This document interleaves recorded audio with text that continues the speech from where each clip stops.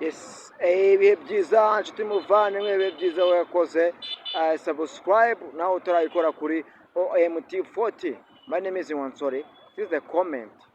Nizeye ko Nyagasani Imana akomeje kuba ifunguro bahaza mwebwe imiryango yanyu ataba ibatera umurengwe kuko murabizi ko umurengwe wica nk'inzara.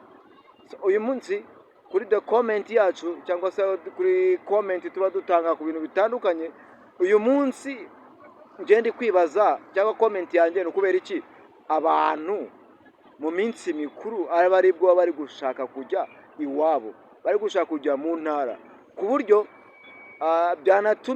byanateye ikibazo muri gare ya Nyabugogo, bikaba byatumye abantu bose baba muri bajya mu ntara y'amajyepfo, bose babohereje kujya gutegera i Nyamirambo kuri Pele Stadium. Kubera iki? Ese kubera iki wumva yuko wasura iwanyu mu minsi mikuru gusa? Namwe muze kumpa comment.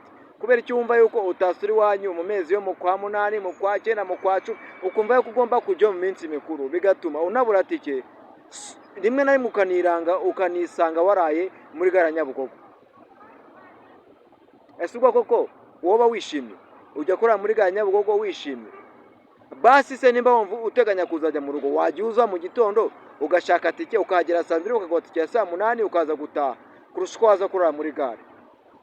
Namwe muze mukuma commentaire mubyumve, mumenye uko bimeze, mumenye impamvu wese kubera iki mpinda cyane kujya mu gusura ababyeyi banjye mu minsi mikuru. Ese ubasuye hagati mu mwaka ntago bakwishima nkuko bakwishima mu minsi mikuru? Namwe muze kumbwira logique behind, sibyo? Imana ibamugisha mu byo mukora byose, ntago ngiye kubatindira. My name is Wansore. This is OMT40. This is the comment. May God bless you. Make subscribe on OMT40. Like, comment and share. Nta kibazo.